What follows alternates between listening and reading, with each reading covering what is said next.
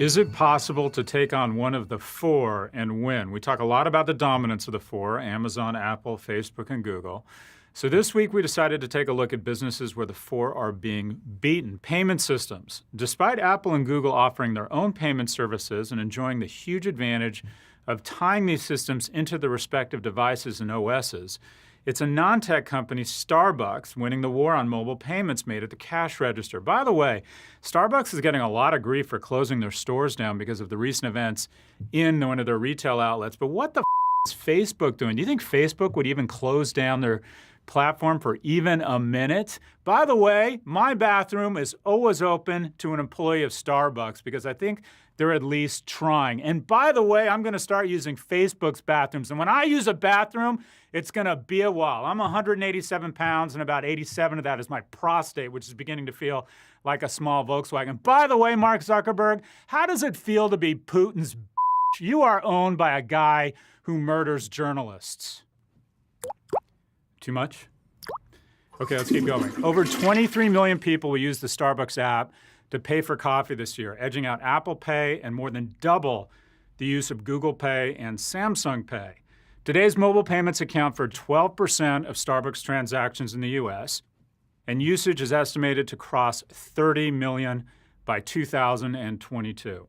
Who's winning across streaming device technology? It's not Apple TV, Google Chrome, or Amazon Fire, all of whom have viable offerings, but Roku. The 14-year-old company has a 37% share. And Roku is not stopping there. Following the company's September 17 IPO, they expanded their business to become a content platform, offering hundreds of free movies with no subscription fee. The only catch for consumers? It's ad-supported. However, the bet seems to be paying off. In Q1 2018, Roku's streaming service outperformed its hardware business. And starting this summer, the Roku channel will be available on the most widely adopted smart TVs, Samsung, who enjoys a 33% market share in the US. Lastly, Microsoft, the Seattle giant that we get the most requests around to say more about, and people are constantly querying why we don't talk about Microsoft that often. And the honest answer is, I don't really understand their business, nor do I find the business that interesting.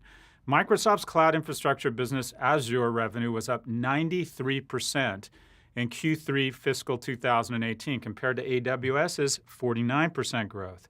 And Azure has increased its share of the cloud to 13%, up from 10% a year ago. This growth, when combined with its other cloud revenue streams, including Office 365, makes Microsoft the top performer in the cloud. By the way, CEO of Microsoft, Satya Nadella, released a book, hit refresh, the same week that I released my book, The Four. And to be blunt, I am slaying Satya. That's right. He and I should go to Coachella together. I just think we'd get along. Everyone comes up to Satya and say, oh, you're so interesting. Oh, you're so billionaire-ish. Oh, you're so cute. But who is number 4 in business, the cloud, infrastructure, social aspects on Amazon? It's not Satya, it's Scott. And finally, he's a little bit more attentive to my emotions. He knows that the desert air makes me more irritable. He buys me a Peruvian burrito, and everything is cool. That could happen. We'll see you next week.